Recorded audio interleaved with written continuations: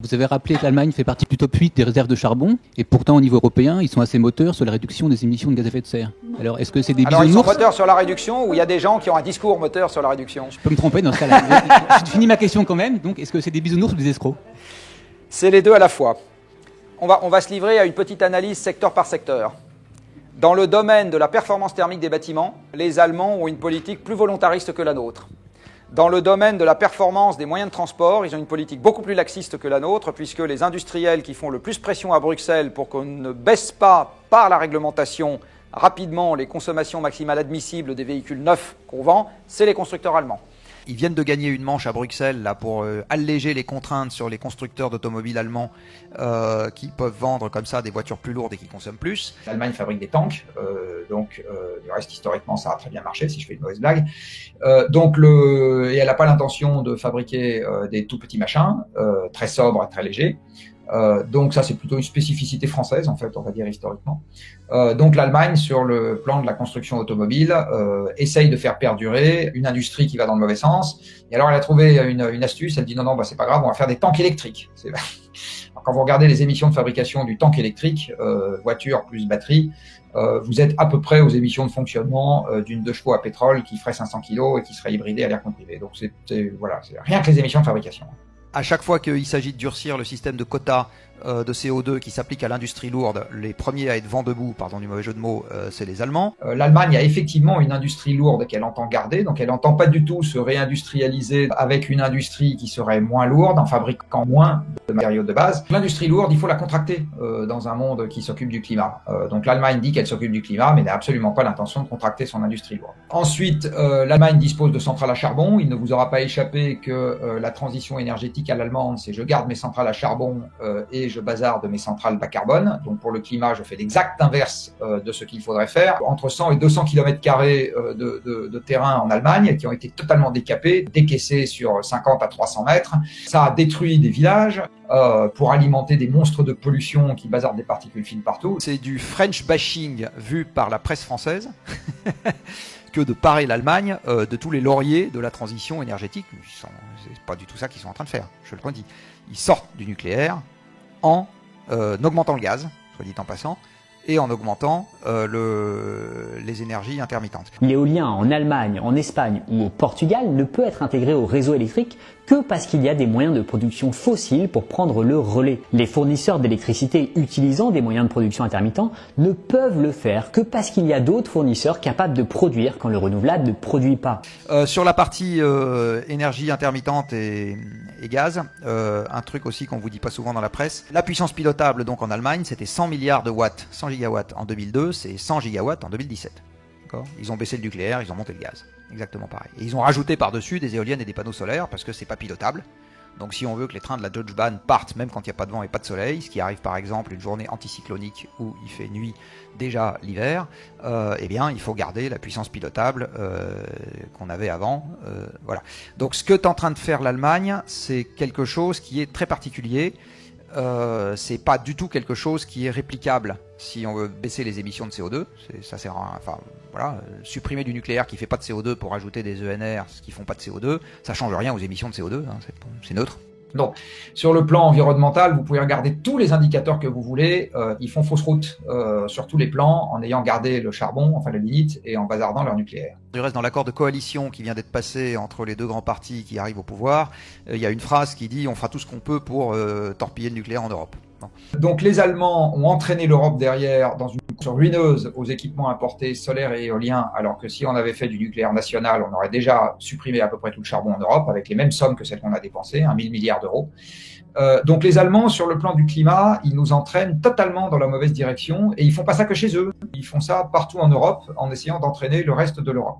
On a un sentiment diffus, essentiellement tiré de l'admiration ouverte proférée par des écologistes français pour leurs homologues allemands qui ont réussi à faire fermer des centrales.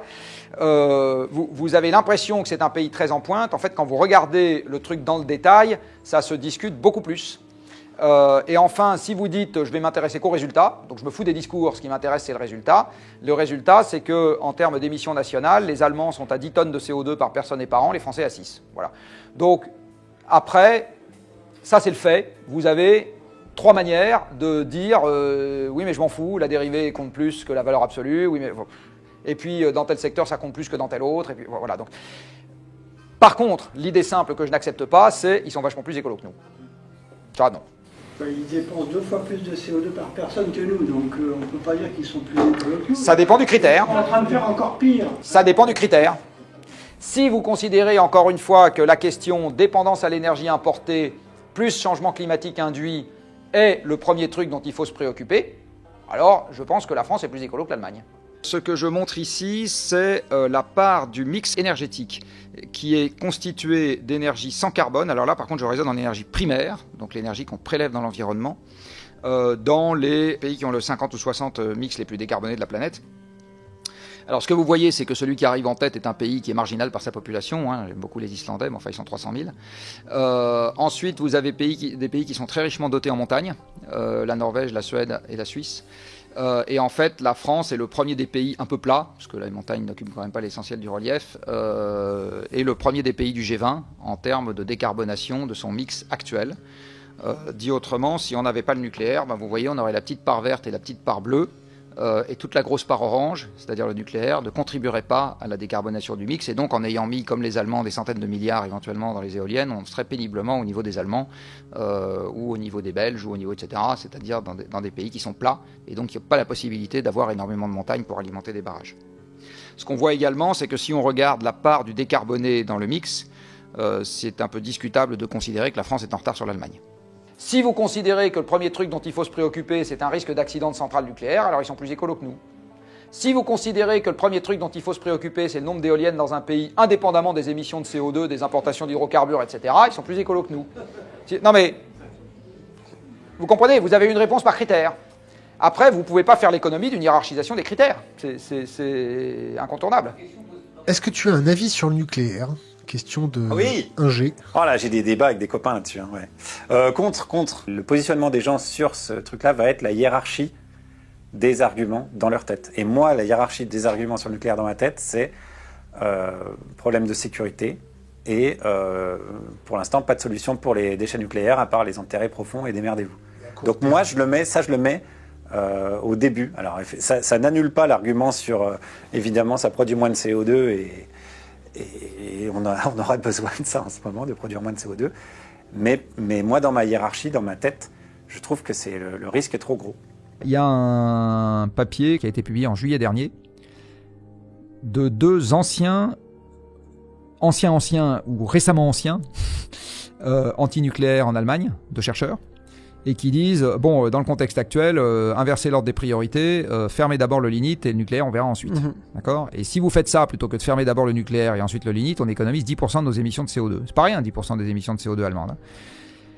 Je trouve que c'est un signal faible intéressant, parce que ça veut dire qu'il y a des gens qui disent, bon, bah, je change mon ordre de priorité, et on va tous devoir le faire.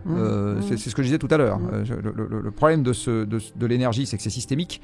Et donc changer notre rapport à l'énergie, c'est que tous, quelque part, moi inclus, on va devoir changer un ordre de priorité de quelque chose, et ça va nous coûter. C'est absolument évident. Alors une fois que j'ai dit tout ça, qu'est-ce qu'on en tire comme conclusion pratique ?